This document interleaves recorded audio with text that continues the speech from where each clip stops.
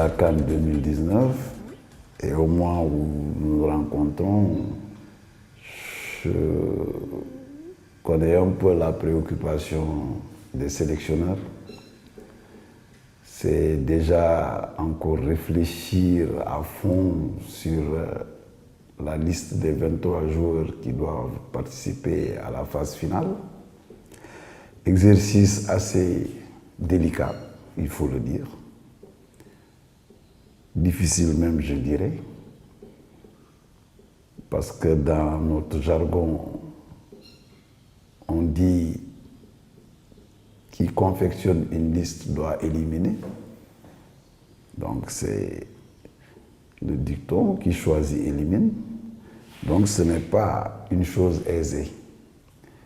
Et il y a beaucoup de facteurs qui entrent en compte quand on pense aux critères de sélection.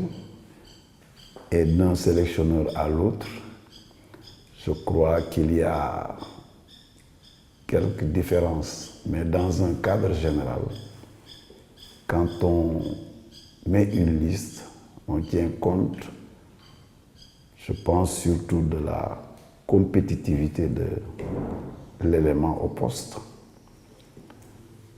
On tient compte aussi de la forme du moment. On tient compte aussi des qualités du rayonnement de l'élément dans le groupe. Quand on pense aux équilibres, parce qu'une équipe est constituée d'un groupe avec différentes lignes, donc différents postes, et surtout, en tenant compte de ces critères, on pensera à un élément déterminant, la complémentarité. La complémentarité se situera sur deux niveaux, sur le terrain et en dehors du terrain. Parce qu'un groupe vit, un groupe a des affinités. Et les affinités ne sauraient s'arrêter que sur le jeu. Même en dehors du terrain, des affinités bien marquées peuvent encore, à un certain niveau, je pense le plan affectif, rendre un groupe beaucoup plus performant. Et je pense que ça, c'est un élément déterminant.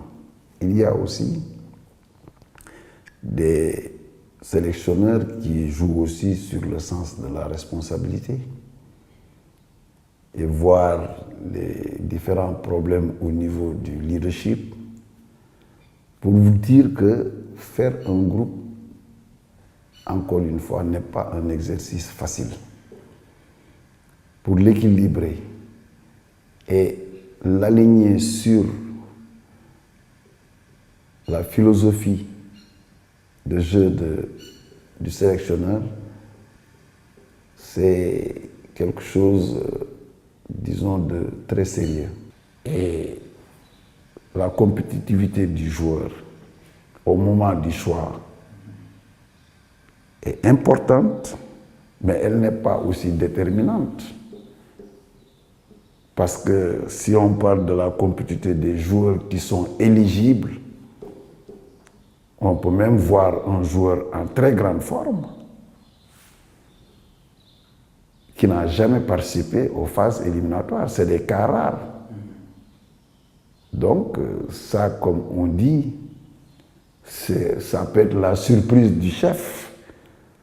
Mais pour être dans une continuité, en général, les sélectionneurs, à ce stade de la compétition, si tout le monde est bien portant, ont déjà une idée sur les 23 qui vont être élus, peut-être sur 18-19 joueurs. Maintenant, il faudra composer avec le facteur dont vous parlez, la forme du moment, pour voir si réellement un joueur qui peut-être n'a pas été souvent utilisé ou même non utilisé pourrait s'incruster dans le groupe et apporter un plus. Parce que en termes d'efficacité, et ces grandes compétitions-là, c'est un autre niveau, au niveau de l'intensité, de l'engagement, de la détermination. C'est des compétitions, comme on dit, très relevées. Donc le choix doit être un choix juste au plan technique, un choix juste au plan humain, en respectant, comme on dit, les différents paramètres.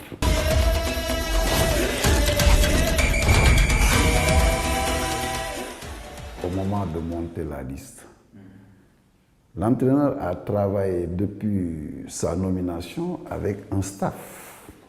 Et dans ce staff, il y a différents intervenants. Je pense au cadre technique avec qui il travaille directement au sein de la sélection. Potentiellement, l'adjoint peut être titulaire. Voilà. En cas d'empêchement, c'est lui qui monte au créneau. Donc, le staff a et aura toujours un rôle important à jouer. Ne serait-ce que si je vous donne un élément dont on ne fait pas toujours trop référence dans le public, c'est le médical qu'on appelle le médecin. Il a un rôle déterminant au moment des choix. Donc c'est un collaborateur qui a son rôle à jouer.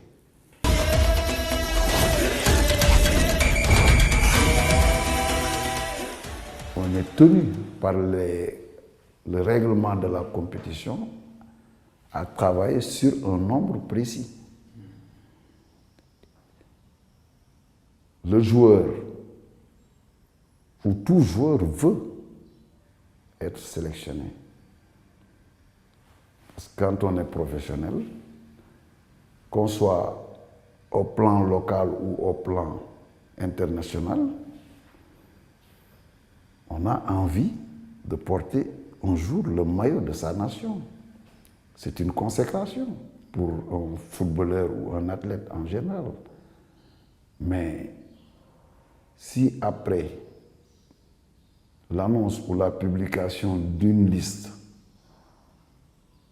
on dit que tout le monde est satisfait, on se trompe. L'aspect sentimental va jouer, souvent.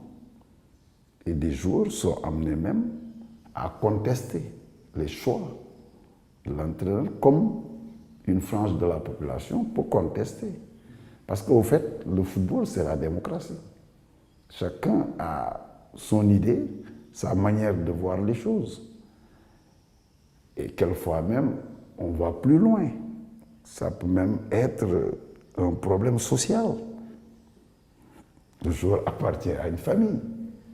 Et chaque famille voudrait quand même qu'un de ses membres qui est dans le milieu puisse participer ou puisse faire partie de la liste. C'est pourquoi tantôt j'ai parlé de frustration. Ça peut même, dans certains cas, je n'exagère pas, peut-être, entre guillemets, virer au drame.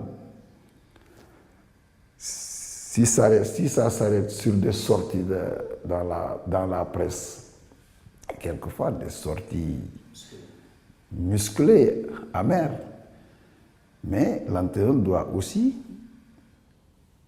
accepter, parce que aussi en prenant ses responsabilités, il s'exposait à ces genres de situations.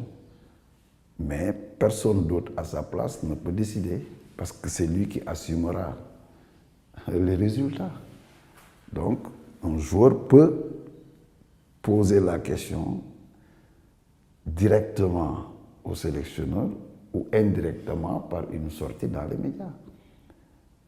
Donc, c'est des choses qui sont arrivées.